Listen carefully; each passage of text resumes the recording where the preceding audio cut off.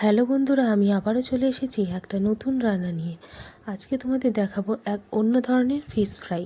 তো দেখো, আমি নদীর মাছগুলো নিয়ে নিয়েছি, আর এদিকে পেঁয়াজ কুচিয়েছি, টমেটো কুচানো, রসুন আর দুটো কাঁচা লঙ্কা। আপনারা শুকনো লঙ্কাও ইউজ করতে পারেন। তো আমি দেখো কড়াই বসিয়ে দিয়েছি গরমে। এটা খুবই একটা টেস্টি খাবার। মাছ ভাজা মানেই তো টেস্টি হয়। তো আমি দেখো কড়ার মধ্যে একটু সর্ষের তেল দিয়ে দিলাম। একটা ইউনিক ফিশ ফ্রাই তোমাদের কাছে আমি আজকে দেখাচ্ছি। তো দেখো, নদীর মাছটা আমি দিয়ে দিলাম কড়ার মধ্যে। কড়াটা ভালোভাবে গরম হয়ে যাওয়ার পরে তারপরে আপনারা মাছটা দেবেন। তো বাতিটা একটু বাড়িয়ে দিয়ে ঢাকা দিয়ে দিয়েছি, চারিদিকে অনেক ছিটকায় বলে।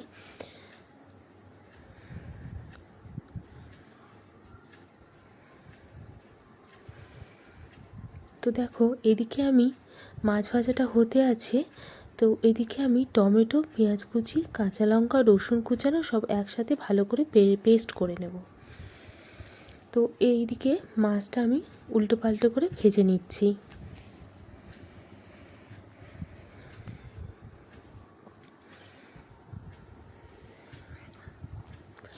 আবার একটু ঢাকা দিয়ে দিলাম বাতিটা বাড়িয়ে।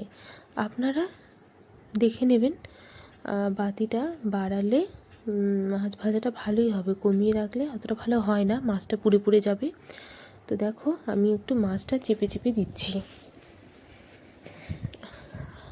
আপনাদের ঘরে এমনি বাটি, ছোট ছোট বাটি টাটি দিয়েও আপনারা এইগুলো চেপে চেপে করে ইউজ করতে পারেন, রান্না করতে পারেন। তো যাই হোক, আমি মাছটা ভালো করে চেপে চেপে করে ভেজে নিচ্ছি। একটু চেপে চেপে করে ভেজে নিলে মাছের ভিতরে যে জলটা বেরোয় না, সেই জলটা শুকিয়ে যায়, আর মাছ ভাজাটা তখন আরও বেশি টেস্ট হয়। আর এমনি ডিপ ফ্রাই করলে তাহলে আর চেপে ভাজার দরকার হয় না। তো ঘরের রান্না ডিপ ফ্রাই না খাওয়াই ভালো।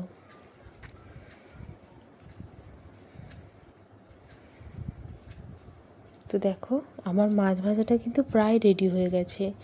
এবারে আমি কিন্তু তুলে নেব।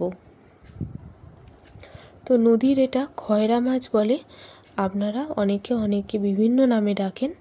তো আমরা এটাকে নদীর খয়রা মাছ বলি, খানিকটা ইলিশ মাছের মতো স্বাদ হয়।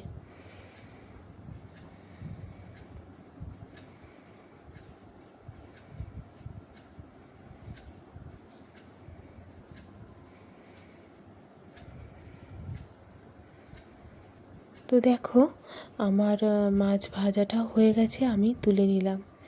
তো কড়ায় সামান্য একটু আমি সর্ষের তেল দিয়ে দেবো। মাছ ভাজা মানে একটু সর্ষে তেলেই জব্দ। তো যাই হোক, এবারে আমি পেস্টটা দিয়ে দিলাম। ভালো করে ধুয়ে টুয়ে নিচ্ছি, পেস্টটা মুছে মশলাগুলো আমি কড়ার মধ্যে ভালো করে দিয়ে নিলাম।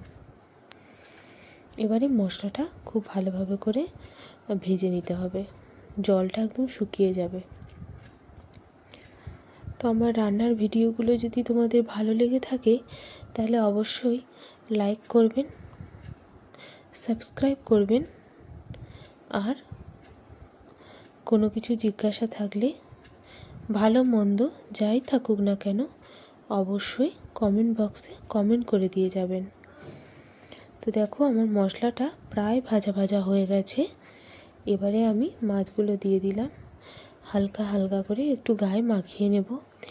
বেশি মাছ হলে কিন্তু আপনারা একটা কাজ করবেন, কড়ার মধ্যে আগে মাছগুলো দিয়ে মশলাগুলো বাটির মধ্যে নিয়ে চামচ দিয়ে দিয়ে গায়ে গায়ে করে মাখিয়ে নেবেন, যদি বেশি মাছ হয়। তো ওই মাছটা অবশ্যই কম মাছ, তো ওইভাবে গায়ে মাখিয়ে দিলেও হবে, মাছগুলো ভাঙবে না। বেশি মাছ হলে না ভেঙে যায়।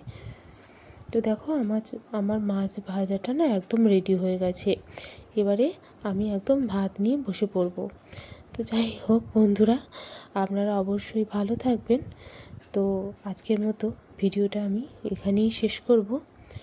তো টাটা, বাই বাই বন্ধুরা।